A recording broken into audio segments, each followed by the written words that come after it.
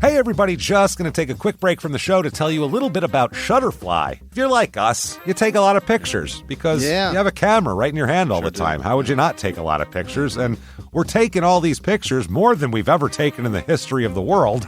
What are you going to do with them all? That's the thing. You used to get a solid picture, and then you'd look through them, and you could enjoy them. Now they're like back on your camera roll. You can't even find them. You don't want that. That's why the cool thing you need to do, and what I did, and I think it's pretty cool, is create a Shutterfly photo book. Oh. What I did, and you're going to enjoy this, Jimmy, because I haven't showed this to you yet, but took all of our pictures from being on tour this year. Oh. All live show pictures, us backstage, us on stage, doing all that stuff, and like some of the venues and things, and made a little photo book out of that. Also, they have free 24-hour designer service as well. With their 24-hour designer service, a professional designer is going to lay out the book for you for free in just a day. Make something that means something with Shutterfly. Enjoy 40% off orders over $29 with promo code SMALLTOWN. See site for promotional details. And now back to the show. Hey everybody, just going to take a quick break from the show to tell you a little bit more about Rocket Money. It's the start of a new year. It's the perfect time to get organized, set your goals, prioritize what matters most. And for me, top priority is getting myself together here. Financial wellness, doing that, which that feels important, just feels like adult stuff that you have to do. And thanks to Rocket Money, my goals feel achievable now. They show me all my subscriptions in one place, help me easily cancel ones I forgot that I've been paying for, which happened to me. Absolutely happened to me. For years, I was paying for something. I was like, what is going on here? Rocket Money found it and saved me lots of money since then, because it's been a while. So they did a great job here. Rocket Money is a personal finance app that helps find and cancel your unwanted subscriptions, monitors your spending, and helps lower your bills so you can grow your savings. Rocket Money has over 5 million users and has saved a total of $500 million in canceled subscriptions, saving members up to $740 a year when using all the app's premium features. Cancel your unwanted subscriptions and reach your financial goals faster with Rocket Money. Go to rocketmoney.com/smalltownmurder today. That's rocketmoney.com/smalltownmurder. rocketmoney.com/smalltownmurder. Now back to the show. Did you know that parents rank financial literacy as the #1 most difficult life skill to teach? Meet Greenlight, the debit card and money app for families. With Greenlight, you can send money to kids quickly, set up chores, automate allowance, and keep an eye on your kids' spending with real-time notifications. Kids learn to earn, save, and spend wisely, and parents can rest easy knowing their kids are learning about money with guardrails in place. Try Greenlight risk-free today at greenlight.com/Wondery. This week, we look at Otisco, New York, where a woman began a trail of ashes and bodies. Welcome to Small Town Murder.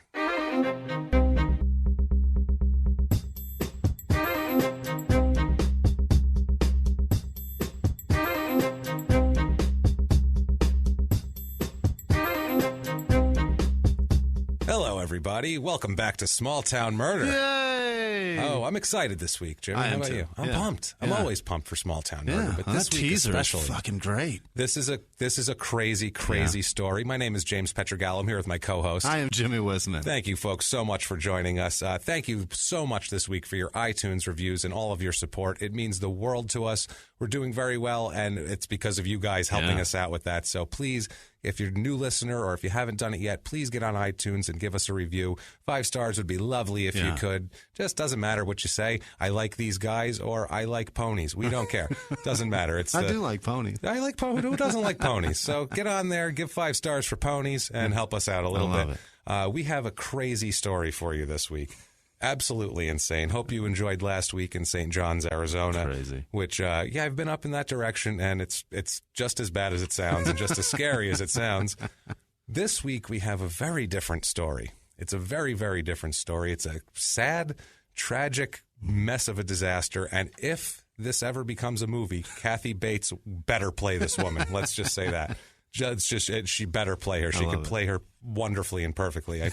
I feel like it's the character from Misery, just out in the world. Not to look at anybody's looks, but she looks a little bit like Kathy Bates to where she would play her in the film. And she's like if Kathy Bates' character in Misery was just went outside of her house. I did love Kathy Bates in Titanic, though. She was fantastic Yeah, she in Titanic. was. She's a great actress, Yeah. Kathy. That's what I mean. She could kill this part. I mean, Unbelievable. no pun intended. Yeah. She could really crush it. I'm telling you guys. Crush. She would crush. But Right. let's go to Otisco, New York. All right. This is not New York City, guys. I know in the rest of the country, I'm from New York, but in from about an hour outside the city. And everything, basically, I'm from like south of Poughkeepsie. Everything north and west of there, we're pretty much the last little bubble of civilization. The last stop. Everything else is West Virginia. It's just what we call, that's what everyone calls the west of the Hudson River is West Virginia, New York. Like, that is a different My mom's place. from upstate New York in Pulaski and Oswego County. It's a terrible little town. It's It is bad. so gross. Upstate New York, it's beautiful country. If you want to go for a weekend and take the it's boat not out. beautiful, though. Their whole town is on a sulfur well, so when you take a that's shower, terrible. it smells like you're hard-boiling eggs. It's awful. horrific. No, these places are everything's by a lake. There's 10 trillion lakes. Everything's by a lake, including Otisco, which is on the Finger Lakes of New York, which is in the northwestern central New York area, right by Syracuse. This is northwestern New York.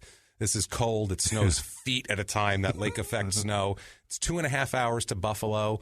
4 hours to New York City, so it's right in the middle up there. It's 30 minutes to Syracuse, which is not exactly the garden center of America. It's a college. It's not a hustle-bustle concrete jungle. No, it's a college. And then a lot of these people that we're going to discuss here. It's in Onondaga County, zip code 13159, area code 315. So I'm going to get those stats in there. It's a bigger small town in terms of area. It's about 31.2 square miles, so it's a big area.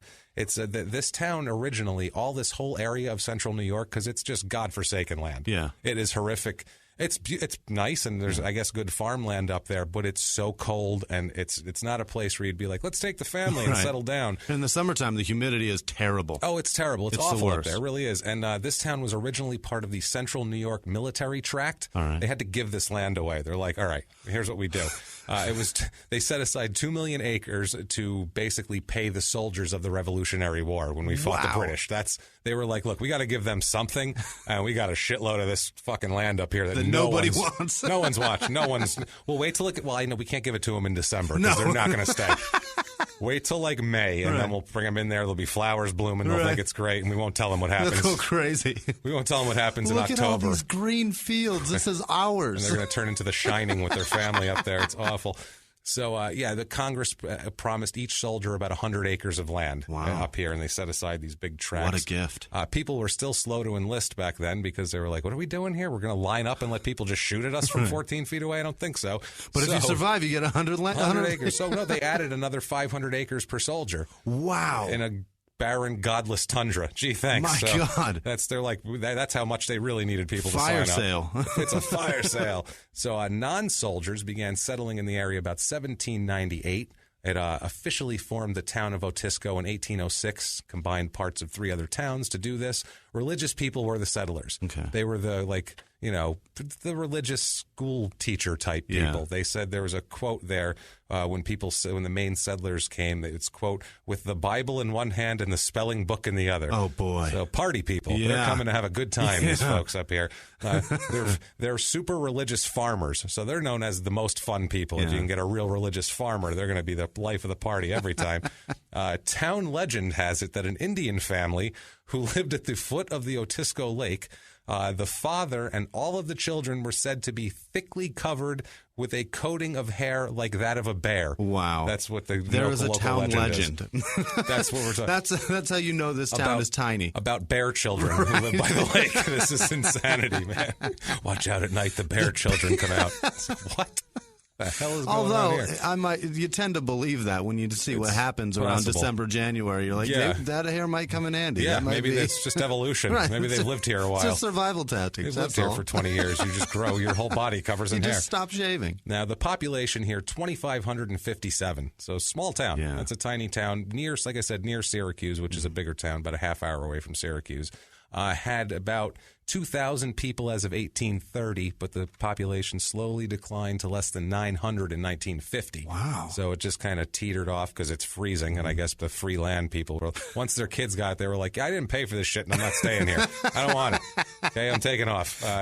In the 1980s and 1990s, the people came back, and the population's been about the same since 2000. Higher male than female, out of whack ratio, almost 56% male, which is not normal. It's usually about 51% female is the average. Older crowd, too. Median age 45.4. 37 is the average in the country for. So it's an older town, and it seems like there's less people in the 18 to 44 demographic than average, and more people in the 45-year-old plus demographic, which makes sense. 21, almost 22% of the people in this town are 45 to 54, which is way out of whack. Yeah. That is way higher than normal. Absolutely. So I don't know why the big baby boom at some certain time, they put fertility drugs in the water. Or everybody just stopped having kids. Maybe. I don't know what it is. It feels like the town was like, what if we put pills in the water? Maybe we'll just put stuff in that makes more eggs be produced. Maybe let's just see what happens. And then in the sulfur well. Yeah, in the sulfur well. They won't notice because of the sulfur. The smell will cover it. Everything else is about average. More married people than normal by about 10%, which is pretty normal, pretty high. Less single people than normal. Less divorced people than normal. Weird. So they're kind of a close. They just stick together. They stick together. Yeah. This racially, this is a white town. Yeah, 98.4% white. That is super white. Yeah, that's really white out of 2,500 people. 62% is the average. 0.0% black. 12.24% is the average. 0.0% Asian. Yeah, 5% is the average. 0.98% are two or more races. And then your remaining 0.63% are Hispanic. So they have like 3 Mexican dudes there, and 16.9% is the average. They have, listen to this, religious-wise, a little more religious, so I think still the influence of the founders here. 56% religious, 49% average. 36% of them are Catholic, which is normal for the Northeast. Then a bunch of other Christians. 0.87% Jewish. What? Holy we found shit. a Jew. I want to play Hava Nagila. We found some Jews in a small town. Yay! Good for you, Otisco. That's awesome. Get some. Every one of these towns we've had is 0.0% Jewish, and we're always like, maybe if you get a couple of Jews, you won't have so much murder. That's all we're saying. Maybe it's an anecdotal, an anecdotal point, but it's possible. But they have a couple, like 3 Jewish people, and good for you. Just slightly more than Hispanic people. So there's like 1 extra. But if we're covering your town, those Jews didn't stop anything. They didn't stop this, we'll say. Well, maybe they weren't there then, we'll say, because we're going to go back in time, a drop on this on these crimes here. 1.42% Muslim, which is also rare for a small town. I don't think we've ever had a Muslim person in any of these towns. Politically, 60% Democrats, 38% Republicans. So it's New York State. Sounds like about New York, right. Yeah. Education-wise, they actually spend about 25% more per student up there, which, good job there. 12.2 pupils per teacher, which is way lower, way less. 12.4 pupils for teachers? You are really getting the teachers' attention. Yeah, like I said, awesome. I remember classes in high school, we had 36, and there was kids sitting on the heaters. So this is great. This is like a third. Way higher education here. Almost 95% have a high school diploma there, which is about 10% higher than average. And 4-year grads is up in the average range, about 28%, which is 29 is the average. Perfect. They're going over there to Syracuse and getting themselves a college. You betcha. They have a place to work. And I think a lot of that is people who work at the college or these people, because there's some masters, there's some doctorates. It's all actually in the average range. Professors that are out there trying to get a little bit of land and try to get some peace and quiet from the college. Absolutely. Good economy up there. 4.2% unemployment, which is terrific. It's lower than the national average. Average household income is higher than the average, which is terrific. Yeah, 63,669 is the average. Whereas their average, 53,000 is the national average. So good shit here. 20% of the people make between 75,000 and 100,000. Which is fantastic. That's great for that tiny ass town. Especially considering the cost of living there. It's nothing. Well, it's not bad. 100 being the average, if we always say. Otisco's a 94. Everything's about average, except housing is very inexpensive there. It's a 78. As opposed to 100. So median home price there is $145,000, and 185 is the national average. You're doing all right if you got that kind of cash. Absolutely. 18.88% are vacant homes there. It's a lot of vacants. We're about twice the national average there. 2-bedroom apartment. If you're looking for just settle down, have some temporary, you just got a divorce. You got to get someplace to hold up for a while. It's $660 a month as the average. That's great. Which is about $400 less than the national average on it. 30% of the houses are in the $150,000 to $200,000 range. So it's very middle class. Yeah. It's very nice. Comfortable middle class area over here. If we've convinced you to move to Otisco, if you need to be there, there's a few. I have the Otisco real estate report here. You can get a 3-bedroom, 1-bath, 840 square foot house on State Route 80 for $68,900. That's a small house. It's small. It's a little starter house, but Yeah, not bad for a young family, maybe something. Got a couple of babies, a 2-year-old and a 1-year-old. It's got live extra close bedroom. and look at each other and actually be able to watch over the kids. Yeah, work at the university. That's nice. You can get a 4-bedroom, 3-bath, 2,796-foot square house, which is a big one. That's a good one. $240,000. That's not bad. Not a bad price at all. 4-bedroom, 1-bath, 1,500 square feet for $155,000 too. That's your average home right there. That sounds like good stuff. So. You can go there if you can make a decent living. You can work at Syracuse University, maybe. You have a half-decent paycheck. You can buy a nice house, live a little, have a couple extra bucks in your pocket to save, maybe go on vacation. Live in a close-knit small town. Yeah, there's beautiful. If you need a couple extra bucks for some things to do in the town, like these things to do that I found in this town. B&Bs, bed and breakfasts, run rampant in this town. Is that right? All throughout Vermont, upstate New York, Pennsylvania, all these little towns are full of these. Counting on small town tourism. Oh, they're full of these people that just want to go up there and restart their failed marriage. They get drunk at the winery because there's a bunch of wineries you go to. You go to a wine tasting and then you go back to a B&B and fuck loudly so the people beneath you can hear it because you're in a house. You're in an old house with thin walls. Hilarious. Ridiculous. A lot of apple farms to go to. Yeah. Also the lake. That's something there. But, guys, if you're going to go to the Blue Hole, which is a local watering hole that every little town has a hole where the kids swing from a rope and jump in a natural body of water. Apparently, kids are dying left and right at the Blue Hole. You want to be careful of that. Apparently, teenagers have been getting hurt and dying, including a 19-year-old named Kayla Fulmer, who died in 2012. Apparently, every 5 years or so, somebody croaks in this Terrible. thing. Yeah, so the owner of the hole, of the whole farm with the hole is on, Pam Adams. She hangs signs to warn them. She says, quote, "We're trying to save kids' lives here." It's like they just keep jumping in the water. Do they can't say stop how they them. die? Are they hitting the bottom, or what the hell are they doing? Drowning, hitting their head on the thing. I've seen kids back in the day when I was a kid jump into crazy shit. I'm like, what are you doing? There's rocks over there. You have no idea what's jump down right there. In. It's a natural body of water. Hey, That's Johnny terrifying. did it. I'll follow him. Who cares? It's like, okay. We have the Salt River here, and people jump off the cliffs every year and die. All the time. Every year. Idiots. So there you go. And you're an idiot if you die that way. Enjoy. So let's get to the crime in this town here. Property crime, which we've discussed as burglary, larceny, theft, blah, blah, blah. Yep. That is almost 10% lower than the average, so your shit won't get stolen. But violent crime, murder, rape, robbery, and assault's about 5% higher than the national average, which is very strange. Yeah, I don't get it. They're can't stop from raping and murdering each other, apparently, up here. I don't know what it is. Well, they jump into fucking natural bodies of water. They're not bright. And sometimes some people grow up in towns like this, and bad things happen. All right. Like Shirley Barron. Oh, no. Let's talk about Shirley Barron. Let's go all the way back to 1958. All right. Shirley Barron was born February 27th, 1958, or near Otisco, not in Otisco. She's from South Onondaga County. Okay. She lived with her mother, her father. They worked nights. The father worked nights. The mother was there. She had 3 siblings. She had an older brother, 3 years older than her, named Peter, a sister who was 2 years older named Joyce, and a sister who was 4 years younger named Lita. They were fucking, those parents. They were fucking. See, they're putting shit in the water. I'm telling you up there. Also, too, it's cold and there's not a lot to do. Hopefully their walls are thicker and it wasn't gross like a B&B. For 7 years, they were just banging away, though. Absolutely. So the father worked nights there. Like I said, the mother was home with them at night. Now, Shirley has a traumatic childhood. And you feel bad for this kid because any child who goes through this type of life as a child, it's sad. It really is. She had a little traumatic experience at age 6 when her sister's dress caught on fire. Holy shit. And it didn't hurt her sister, but I guess it flamed up and it freaked Shirley out. I'm sure. And she was just traumatized about it and brought it up for years in therapy. Spoiler alert, there's a lot of therapy in this and a lot of psychiatric evaluations and everything else. That was a traumatic experience for her. And then in 1966... basically, Shirley's little sister one night was supposed to stay over at their grandparents' house with her grandmother, with Shirley's grandmother and all the kids' grandmother. Shirley later says she tricked her little sister Lita into letting her go and trade spots with her because she just wanted to go. And her sister was 4, and you can trick a 4-year-old. Yeah. She probably gave her a cookie. She's like, I'll give you this cookie if you let me go to Grandma's. I'll give you this glass of sulfur water. Absolutely. It's delicious. Smells like an egg. You like it. It's got a lot of protein.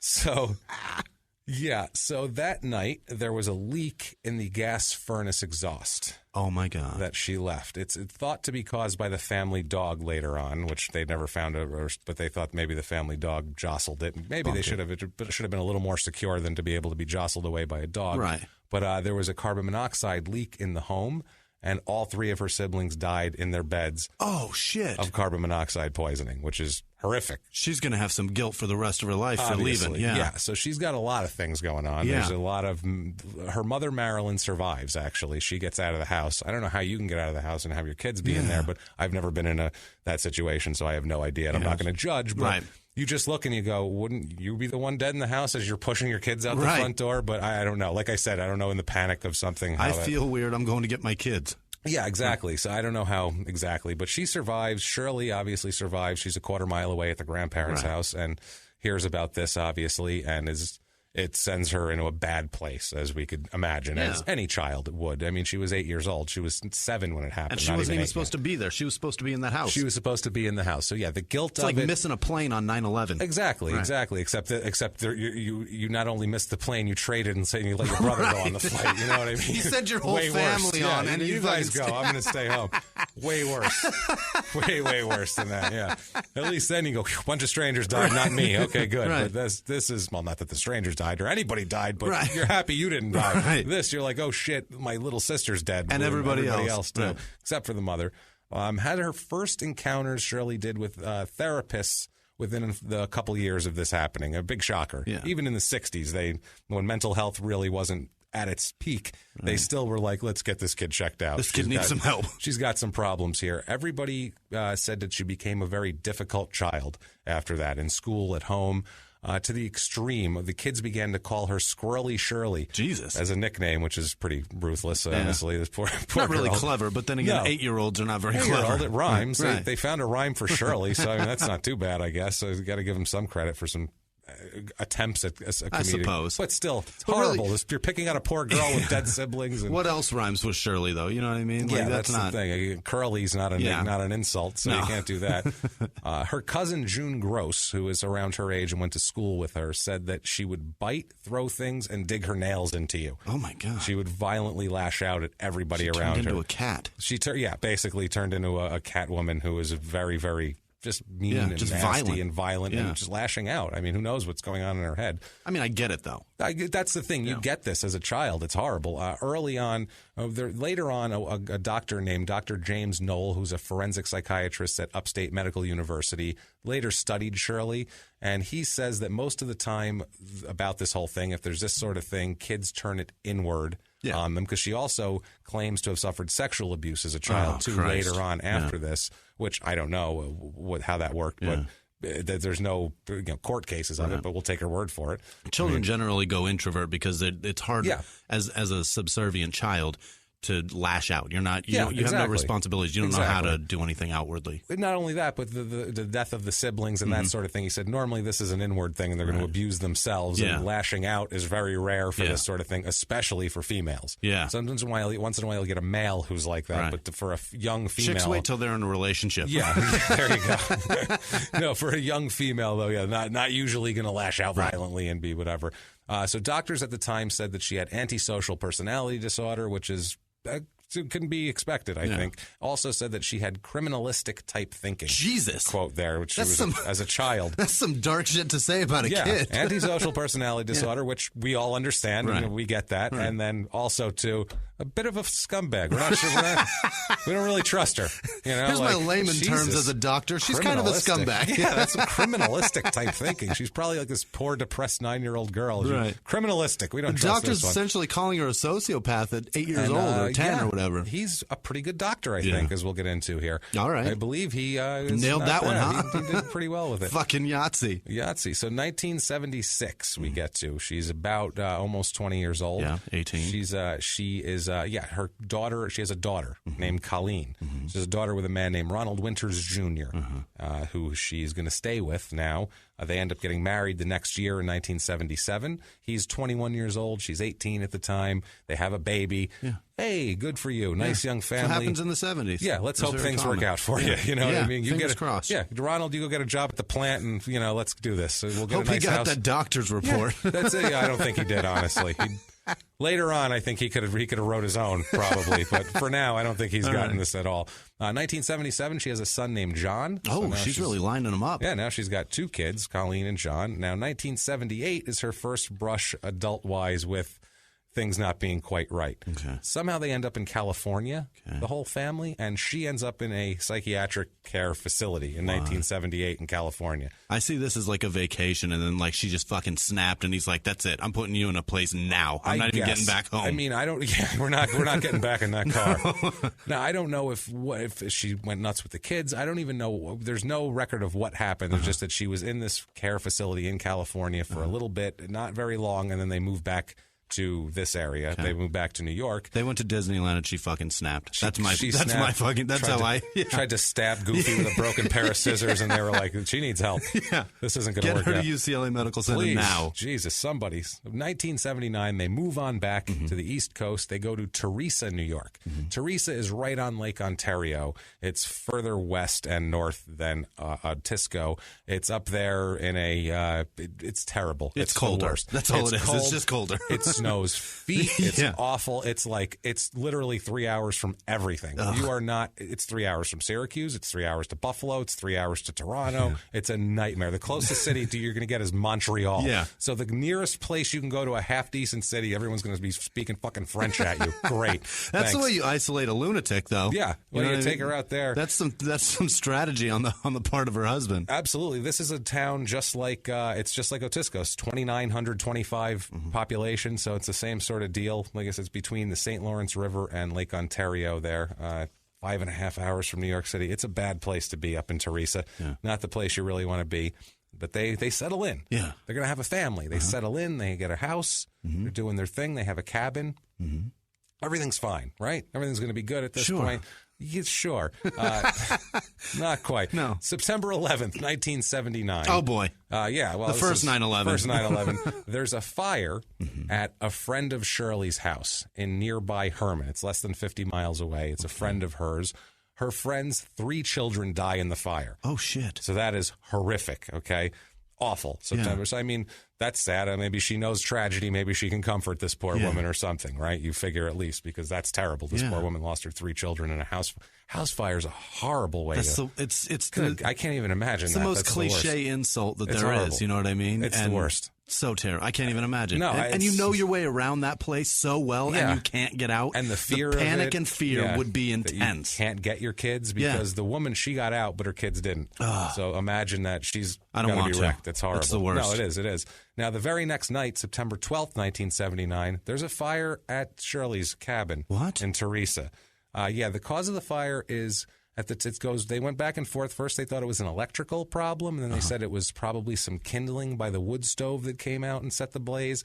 They're not sure. Others investigating, like I said, they come back with electrical fire. We don't know. Either way, both Colleen, who was 3 years old, and John, who was 20 months old, both die in the fire. Oh, Jesus. Shirley's 2 kids die in this fire. Shirley gets out. She says Ronald was at work, I assume at the plant somewhere. He's at work, and she was watching TV in the living room when the fire started, and that was that. She got out and couldn't get the kids out, she said. And right after the fire, Shirley and Ron separate. Of course. Because I can't imagine the strain that would put on anybody's marriage or relationship. Relationships are hard enough without...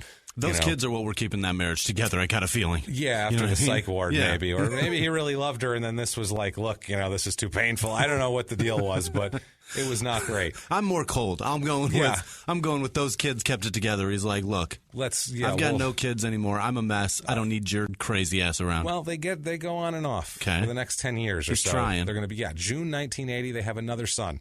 Oh. They have another child. So they're trying to start over. This is Ronald III. They have a Ronald III. And they moved to Otisco at this point, which is not great, as we understand. Whenever we do the town at the end, whenever we end up in that town, bad things are going to happen. We all know this. And here's something bad. Okay, guys, buckle up. November 21st, 1980, Ronald III here, 5 months old, dies of sudden infant death syndrome, which... That's awful. That's the scariest thing in the world. Right. Be honest with you, both of my kids, especially the first one, I just knew that was a thing, and I was so paranoid about that because it's nothing you just know. They just stop breathing. That's the scariest thing in the world. I used to literally go in my daughter's room. I couldn't sleep. I'd do it 30 times a night, and I'd just watch her for like 5 seconds, make sure she was breathing, and then I'd leave. Make sure the chest moves. Yeah, I literally did it constantly. Yeah. And this was with, now they have monitors that are, my son, when he was born, we had monitors that, if they don't move in a certain amount of time, they wake him up. But we didn't have that with the first one, and that's so scary. It was scary. So this is the worst My thing wife was that so happen. scared of it. We slept with our children until, my daughter still climbs in bed with us from time to time. She's 6. Jesus, my son's graduating from college next week. He's still, he goes to ASU. In there. They sleep perpendicular. They never sleep normal. He's a business major, but, sometimes he gets in there. We're very worried about him. We don't want him to stop breathing. Poor Ronald, as we laugh here. Poor Ronald dies of SIDS, and it's Shirley's mother's birthday.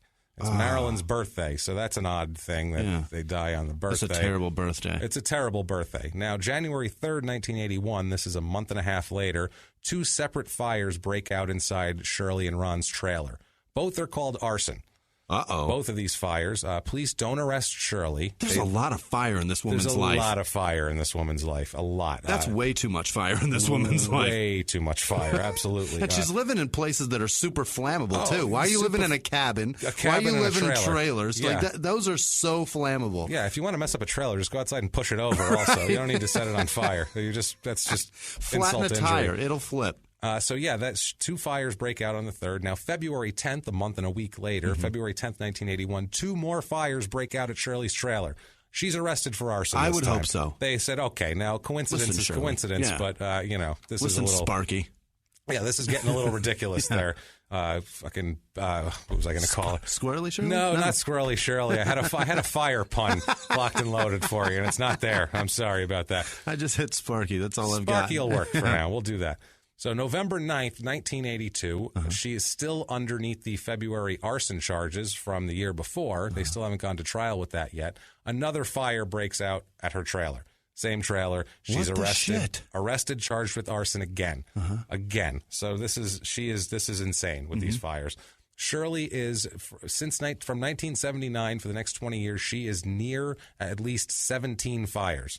And at least 9 of them are ruled arson, depending on the investigation. Wow. She's around a lot of fire. 17. Yes. 1984, she has another daughter, Joy. So let's have more kids. Yeah, this is insane. So now she's got another kid, Joy. But she's got one kid. You know what I mean? Why is her husband's with Ronald, nuts? Too. It's with Ronald Winters Jr. He's got to stop impregnating this woman. 1985, Shirley has another daughter, Ashley. So now she has more kids keep coming. This is scary as can be because we don't know how she's obviously unstable and she's setting fires left and right. Crazy. And she's got 3 dead kids and it's a little sketchy how these things happen. So she's lost 2 in a fire already. I mean, she's burning up the sack.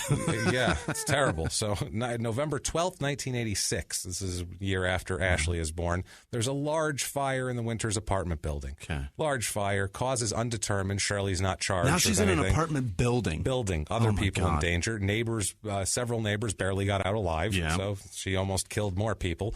Now, 1987, she has another son. Another one. She's got 3 kids now. 3. So there's 6 altogether. 3 that are still alive. This is the last child she has with Ronald. They soon divorce after this. They divorce in 1988, and she moves to Syracuse with the 3 children. Imagine being that guy and giving your 3 children, saying, here, go live with mommy, and then going to sleep every night not knowing. How the fuck does she get full custody? I have no idea. I would be fighting tooth and nail to keep those kids away from her. I'm going to go ahead and call him at this moment. We'll give him a break in a minute, but at this moment, he's not a great dad. Right. Unless it's because I didn't read anywhere where, there was a 2-year-long court battle where Ron did everything on the face of the earth and worked 3 jobs to pay lawyers to get the kids away from this lady who has killed their other 3 kids. Probably. Who just loves fire. Who loves fire. Now, early 1989, they're in Syracuse. The family, her and the 3 kids. Shirley is arrested for arson. Oh, my God. In Syracuse. She goes on trial in mid-89. The first jury is deadlocked. Prosecutors say they'll retry the case, which good, I would say. So, because, she's got a lot of history of being around fires. And there's 3 children you got to keep safe. Exactly. Now, as she's awaiting her second trial, there are fires at 2 separate houses where Shirley lives. She has some stuff here and some stuff here. She's stays doing at great. 2 she got 2 places with people. She's like always staying with a family or an aunt. I don't know who would let them stay. Who would let this lady stay at their house? I don't have fire insurance, lady. You can't stay here. I'm sorry. I would like my house to be intact when I'm done with it. Thank you. This is ridiculous. So she's awaiting the second trial. trial. There's 2 separate fires where she lives, and then another fire in her aunt's garage. This is while she's awaiting trial for arson. She's had 3 more fires happen. Just lighten it up. It's insane. Lighten it up. Sparky at her best here. And so they have the second trial. So you figure, good God, how much evidence can you have? And also, too, now they're like, Jesus, we got to put her away. Everywhere she goes, shit lights on fire. Let's put her in jail. Yeah. Everywhere. Yeah. She's acquitted by the jury in the second trial. Actually acquitted. How did they do that? Not a hung jury.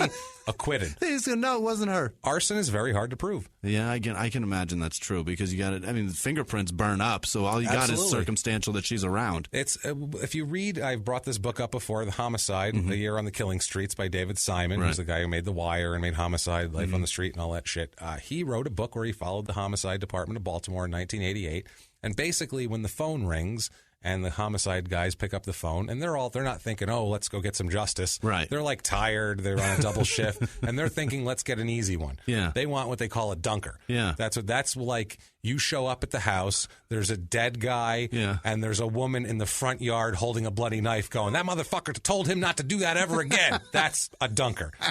She's got blood all over, knife in her hand, he's dead, put cuffs on her, boom, done, clear it off the board. Because they have a big board with red names and black names for, cases that are open and cases that are solved. Gotcha. The one that's the worst is a fire. Yeah. They all say, that's like, the reporter would ask them all, like, what's the worst one? And every single one said fire. Yeah. Fire's the worst. Burns You can't tell everything shit. away. Yeah. Burns things away, burns evidence away. You can't The only thing you know is where it starts and where it ended. Yeah, that's it. The worst things are like a guy in an alley just laying there, like a drug dealer in an alley because there's no physical evidence outside is bad. But that's the worst is a house fire. There's never, and you can't prove it too. There's times when the arson investigators will be saying this is arson, and the prosecutors are unsure, and they don't want to lose a case, so they're like, this is unclear, and you can. Everybody, it's really easy to get across to a jury that it was an accident. It's really hard to get across that you accidentally shot somebody. Yeah. It's really hard to get across you accidentally cut somebody's throat or something like that. Raped and murdered somebody. Exactly. That's impossible. That's hard. But a fire? Yeah. I mean, because people think about it. What if I was in bed and my house caught on fire and then I got out and somebody died and they said I did it? Like, right. How would I? You don't want to fry for that. You don't want to go to prison forever for that. People generally give because it's really hard to prove beyond a reasonable doubt in a house fire. So that's what happens. Now, November 12th, 1989, a fire starts in the basement storage room of Shirley's house on Willis Avenue in Syracuse. Yeah. She says that she smelled smoke and got 2 of her kids out, but claims that she lost track of Joy, 5-year-old Joy. Joy ends up escaping on her own. Good for her. Thank God. So none of her kids died in this one. But Ronald's mother, her mother-in-law, ends up later telling police that Joy told her that Shirley ordered her to stay in bed and not come outside. She said, you stay in here. And God. She literally wanted one of her kids to die. What a terrible person. What mental, thing. But that was, we'll get into some of the psychiatric reasons for why she's doing this. Joy was 5? Joy was 5 years old. My daughter's 6. When she tells my wife something that I did, my wife believes it because a 6-year-old and a 5-year-old are very similar. They just tell you what happened. They're like parrots. They just shit out the information that they know. Your daughter's mouthy too. Like your daughter's great. Like she's like strong. Like if the house was burning and your wife said stay in bed, she'd be like, "Fuck you, I'm getting out of here." She'd walk right out the door. Get the hell out of my way. She'd push her aside. This shit's hot and it stinks in here. I'm out of here. This is terrible. What you're doing? Bring me some goldfish too, because out in the front yard, I like a snack while I watch a fire. You know what I'm saying? That's my daughter. You're right. Exactly. Luckily, that was Joy too. Yeah. Apparently, she's like, I'm not staying in here. I did Joy. Absolutely. So January 6th, 1990, a fire. Another fire. Jesus. This is weeks later. Another How do fire. How do they not just? I don't even know what to do with her. That's the thing. What do you even do with this person? But if I'm on a jury and somebody just lines up all these fires in a row and says, and she's the closest person to all of them. Always there.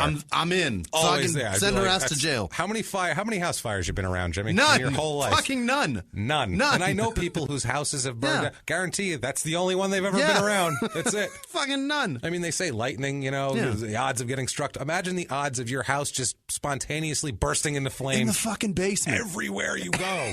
Every house you ever lived in caught on fire. So you try a cabin, that bursts into flames. You try a trailer, that bursts into flames. Apartment building. Apartment home, that bursts into flames. Regular house, bursts into flames. I'll move in with my aunt. Fuck, the basement's flammable. Everything.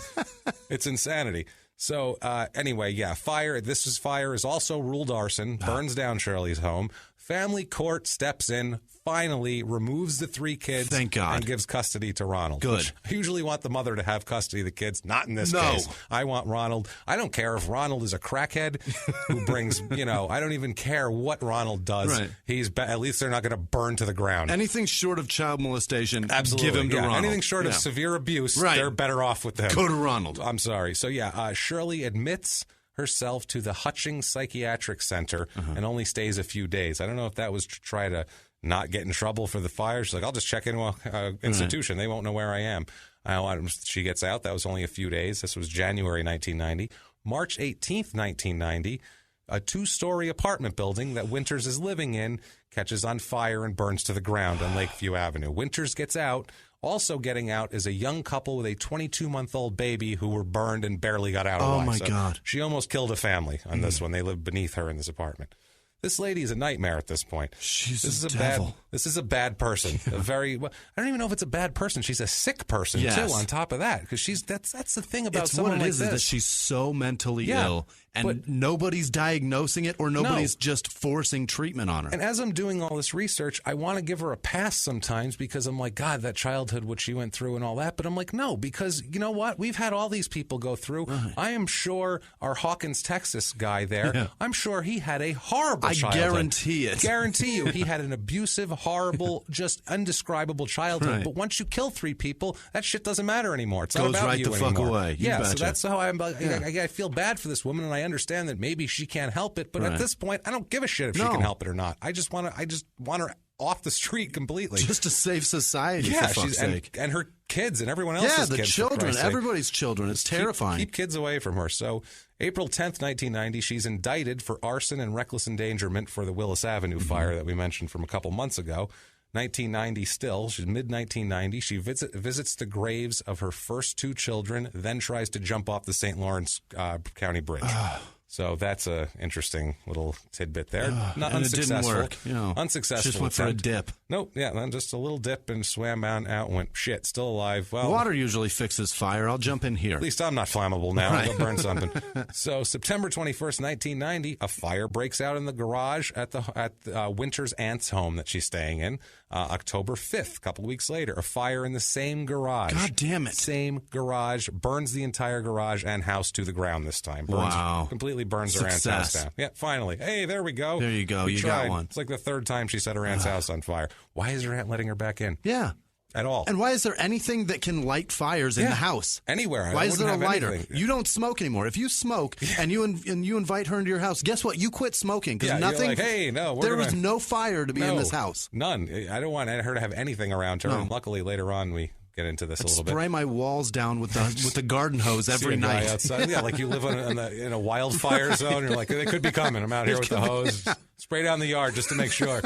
Jesus, that's scary to think of. Terrifying. September 22nd, 1990, Winters is arrested for making harassing phone calls to her neighbor. What the hell is this about now? I don't know what. She's just out of her mind. During the arrest, she assaults a deputy and damages a patrol car. Oh, my God. And she's also charged for that. Because they've had it with her at this point. They're like, we're not screwing around with you anymore. She's a goddamn menace. And she doesn't have 3 kids in the house anymore. So now when they show up, she's just a wild, ranting, crazy lady. And they're like, fuck it, lock her up. It lights shit on fire. Yeah, they don't feel bad for her. Yeah. So November 14th, 1990. This is all 1990. God. This is a big year for her. Winters is arrested and charged with setting a fire at the Camillus bowling alley. Now she's lighting public places on fire. She's just lighting anything on fire. And they're said, too, there's so many fires like within a 50-mile radius that like they suspect I feel like maybe everybody was like, nobody smokes anymore. So then she was like, where can I get a lighter? Bowling alley, people smoke like a motherfucker. I'll give you a pack of matches with your shoes. Yeah. Hey, here's a pack of matches for you. There you go. You want a pitcher of beer with that? All right. That's what it is, man. Lucky Strikes are on the bowling center. There you go. Go grab it on the console. Non-filter. So October 1991, she is in court. Mm-hmm. She is actually convicted of arson. Good. And sentenced to 1 to 3 years in state prison for arson. Which, it's a start. At least she's off the street. At least maybe she'll get some help. Yeah. That's a thing, possibly. November 1992, they parole her. She's in jail for a year. What? She's in jail for a year, but while she was in there, she told counselors that, she'd like to stay on her medication and not, kill people and burn shit to the ground. Right. But she doesn't because a few reasons. One, they make her feel overweight. She can't afford them, and even if she could, she'd forget to take them anyway because she's got a bad memory. So she's like, I feel a little chunky, and I'm too poor, and it slips my mind. So who cares? Just any reason I can. Those are 3 very valid reasons not all to take a fucking pill. All different reasons, completely. None of those. It's all 3 of those reasons. So she could never get a pill down her. Those are the worst reasons not to keep the public safe, apart from not being able to afford it. But let's just forget. Listen.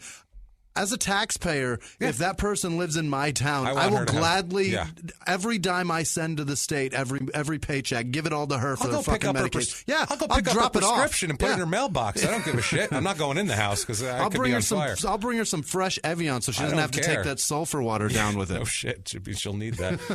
So mid-90s now, she's out of prison. She's a little kind of quiet for a while there. I think she might be staying on her meds some in the mid-90s, except for a couple of charges of larceny and harassment, which, I mean, you can't expect her to be perfect. Yeah. Who has 5 years that go by when you're not charged with larceny and harassment? I mean, it's better than arson, right? Yeah. Happens to me all the time. It's like, well, it's not arson, and everyone's like, hey, good job, and then it's fine. You know what I mean? That's how it works. So 1997, she tells a psychiatrist that when she looks for a new job, whenever she's out in the job market, she makes sure that the workplace has a quiet room so that she can go somewhere and be alone and respond to her hallucinations. And light fires. Respond to her hallucinations. Jesus. So not only does she have hallucinations, according to her, but she needs to respond to them. As a hiring leader, are you somebody that sits down in your chair when you're hiring them at an interview? Interview me. Have you listen, tell me about your work history and your requirements to work here. I don't mean to interrupt you. I understand it's a job interview and this is highly irregular, but I have a question for you, actually. No, it's not about the vacation or the pay or anything like that. You don't happen to have a quiet room, do you?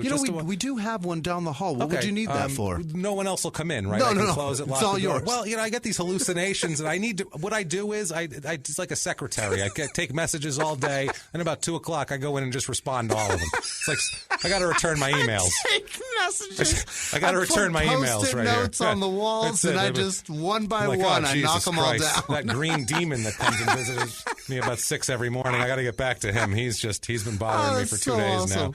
You know what? On the tip of a match is what? Do you know what that substance is on the tip of a match? Sulfur. That is sulfur, my friend. No. All that she's been ingesting. Her vagina is a flamethrower. That's what's going on. All of hers. Everyone up there. People are shitting She's fire. Just spraying fucking fire. Yeah. That's everyone what's else going is too. They can control it. Control it. God damn it.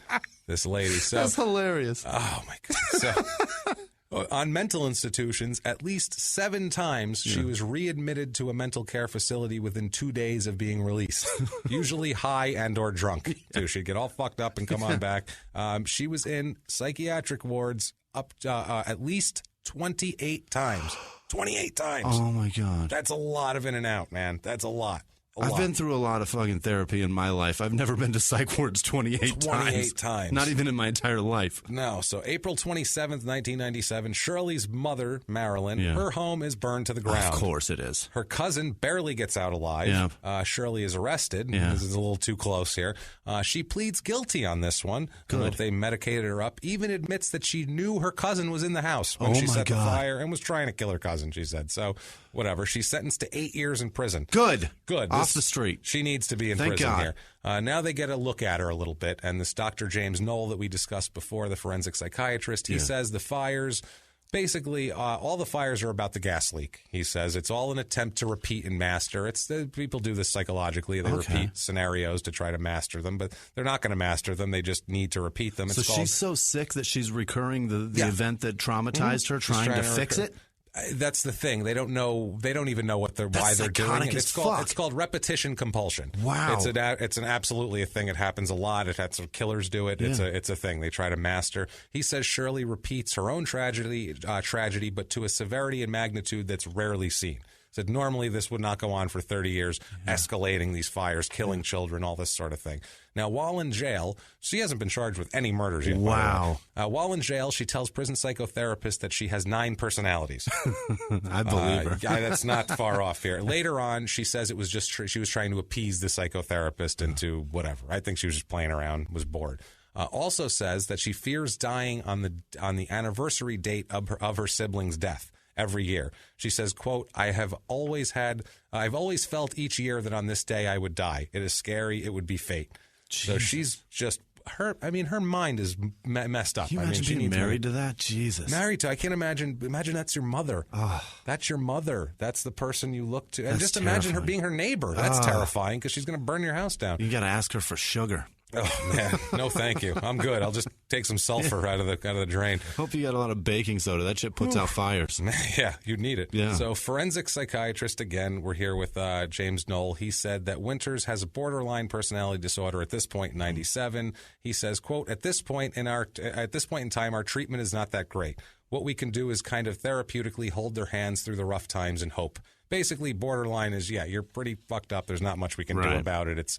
Over the years, she was diagnosed schizophrenic, antisocial, dissociative, you name it. She was 28 things. I mean, any personality disorder, she's got it. Yeah, but she's functional enough to not be held involuntarily unless she's a danger to others, which I personally think she's always a danger to others. But Absolutely. Whatever. 2004, she's paroled. What? So it's been 7 years. Okay. So, I mean, I guess. Whatever. She's quickly reincarcerated, though, for violating the terms of her parole for having a lighter. Yes. Good Lord. Yes. Jesus Christ. Good. Thank you. Glad somebody found that. How about that? A Bic puts her ass back in prison. That's crazy. Perfect. That's she should anything near flames. That's how fucked her life is. If she walks by a candle shop, they should lock her ass up. I don't even care if they're not lit. Just they're going to be lit at some point. Go lock up. So June 14th, 2005, she's released again from prison, finally out of that. Now, she's at the Strong Memorial Hospital in Rochester in 2006. She is claiming she's hearing babies' voices, and when she turns around, there's no babies there, obviously. Her therapist notes that Winters feels compelled to bang her head against the wall and stab sharp objects into her legs. So now she's kind of... She's a fucking party. I would say so. So, November 2006, she is staying with a family friend of hers. Yeah. These people are, the people whose house burned down the day before hers in September 11th, 1979. Right. And they lost their 3 kids. These are the grandparents. They're the grandparents of these people that she's staying with, okay? That's hard to whatever, but they're related to those people, so it's a family friend. She's staying at their house in Pierpont. Also staying at this home while the grandparents are watching this child is a 23-month-old child named Ryan Rivers, who is these people's children that we just mentioned. So she's staying with the family. Ryan's parents, like I said, are the cousin of the kid's parents who died. Gotcha. That's the way it breaks down. So anyway, Ryan ends up drowning in the bathtub while under Shirley's care. Okay. So anytime Shirley's around and a kid dies, shit's suspect, right? Yeah, start investigating. They're investigating. Now, a week later, she's pulled over in her pickup truck for swerving. Her shirt is torn up, and she has deep scratches on her wrist. The officer gets to the window, and she tells the officer, screams at the top of her lungs, the evil has to stop. The evil is trying to get out. Wow. Have you got a light? Holy shit, yeah. Have you got a light? You got a match? So also she said she's hasn't been She's taking... telling him that she's got to pee, by the way. That's something. The evil's got to get out. Oh, man, she had some nasty Taco Bell the night before. She's like, it's got to come.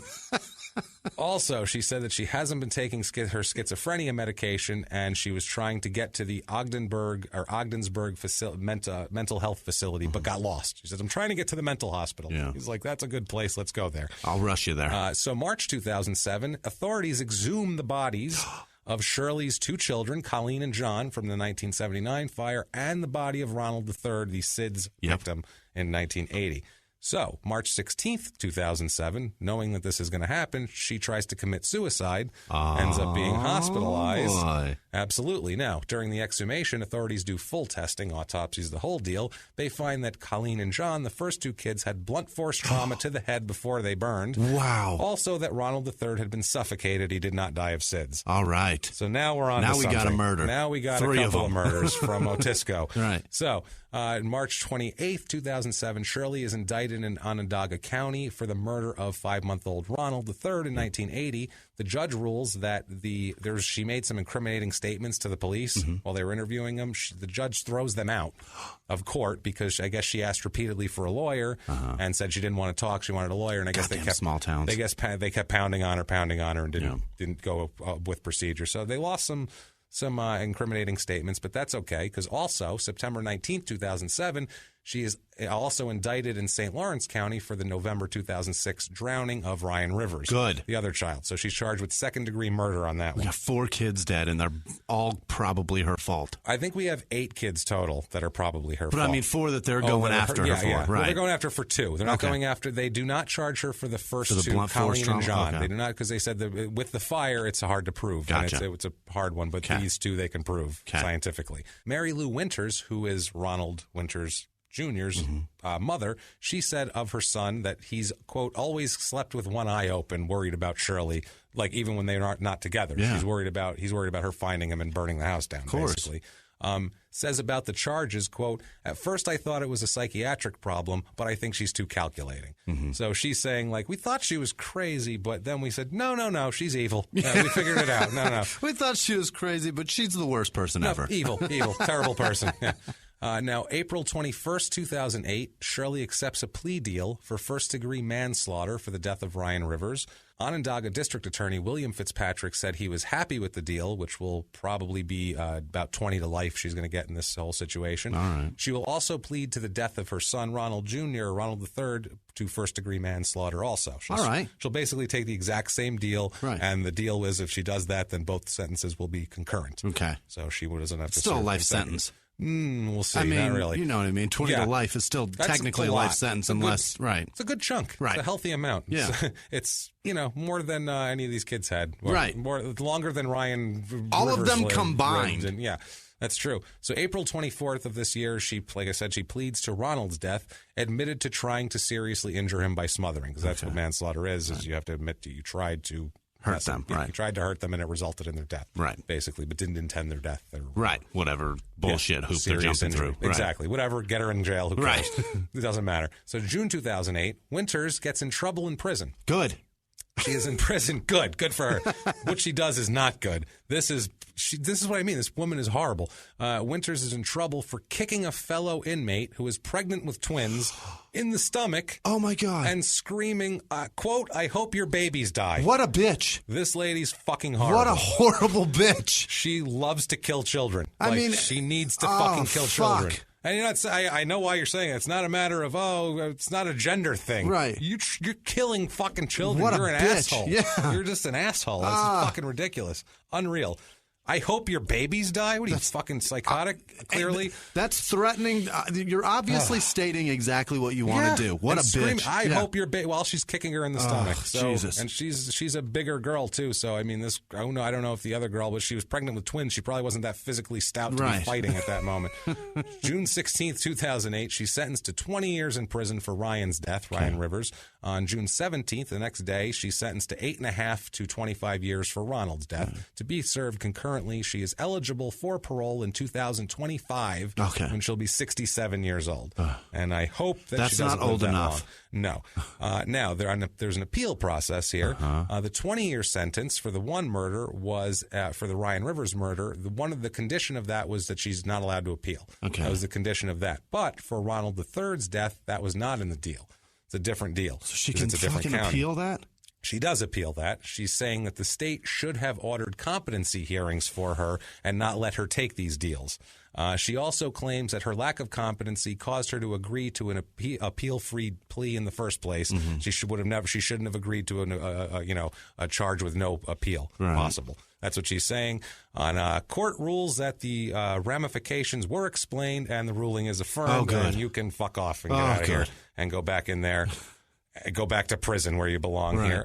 Now, if you can't get enough of Shirley Winters and you want to check out a book on her, there's a book on Kindle. It looks pretty shitty, honestly. On Kindle? It's a Kindle book that's for sale. It's called Shirley Winters, Serial Killers, Unauthorized and Uncensored. And it looks like just 28 pages of exploitative bullshit with bad research. It's 28 pages, and those are with pictures and videos. So I guarantee you we did way more research than they did to write a book. So, and this is a 1 week thing for us. How funny is that? It's on Kindle, and that's short for kindling. You know, it's a root word of kindling. Perfect. It has one review on here, and it's a 5-star review. So who knows? That was probably the author. Somebody enjoyed it. I like my book. Right. Yeah. So whatever. I like my own book. It's a Kindle's. Now I did also, great. Do not confuse this woman with Shelley Winters. Yeah, the great old actress. Who, if you search Shirley Winters in any capacity, murder or anything else, Shelley Winters comes up for most of the time because Shelley Winters in 1980 wrote a tell-all book called Also Known as Shirley. What? So, Also Known as Shirley. She wrote in 1980 as this woman was killing children across upstate New York. So, whoops-a-daisy. I guess Shelley she didn't Winters. hear. Shelley Winters is dead, but still, don't besmirch her name. No. And for the love of God, one more person I would like you to please don't take it out on them. There's a poor woman named Shirley Winters who is a real estate agent with the Coldwell Banker in Batavia, Ohio. Buy a house from her. If you're in Batavia, Ohio, call up, find Shirley Winters and buy a house from her because I guarantee you a couple of people have not bought houses from her because of her name, which she has nothing to do with. She's close enough to New York for it to be confused. Yeah, so this poor woman, so help her out there. That's Shirley Winters. My goodness. Her first death in Otisco, New York with her son. Fingers that's the crossed one. she doesn't get paroled. Yep, that's the first one she got convicted of, so we went with that as our small town there, and that's where she kind of caused a lot of havoc also. That's there, and I don't want to move up there. No. I don't want to move to the Finger Lakes. God, and I'm no. really happy she's in prison. The weather scares me off enough. And I want to see this movie with Kathy Bates. Let's just say that.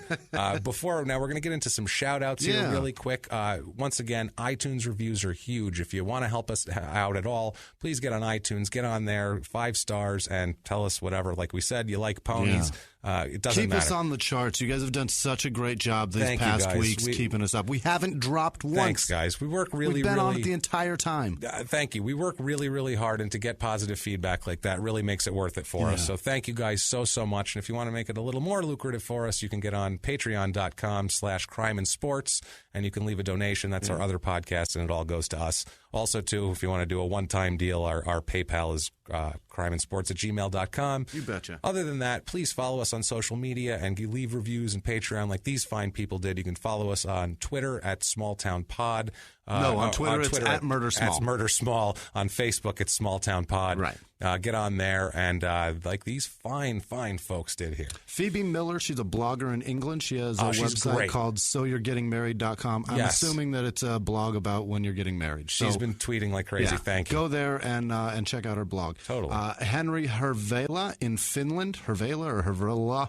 There's 2 dots over the A. It's very I don't know how to pronounce that. Hervela. All right. Hervela. Liz Clark, Lisa Michelle, Shirley Clatworthy, Benji at Ben Adia Theater in Cleveland, Ohio. Thanks, brother. Autumn Blackford, Emily Flanagan, Megan Kenahan, and Haley in South Dakota, who enjoyed your Dunkin' Donuts runs on cemetery murder. So thank you all for listening. Thank you all for interacting. Thank you all for paying attention and giving shit about us. It feels fucking great to be able to have you guys interacting. It's awesome. We can't thank you guys enough, and we love doing this, and we're not going anywhere. No. So we'll be here. Make sure also to check out our other podcasts, Crime and Sports. Yes. You don't have to like sports. It's just like this. Also, True Crime. You can catch me on P.S. I Hate This Movie, where we make fun of bad romantic comedies and give them the business that they deserve. So please do that. Follow us. You want to give them your social media? Yeah, I'm at Whisman Sucks, WHISMAN Sucks on Twitter, Instagram, and Snapchat. Snap at me. Tweet at me. It's fun. I enjoy it. At Jimmy P is funny, and James Pietragallo. If you want to look in the show description, copy and paste that name into a box and find me, that'd be great. But that's our show, guys. We will see you next week. Thank you guys so much. It's been our pleasure. Bye.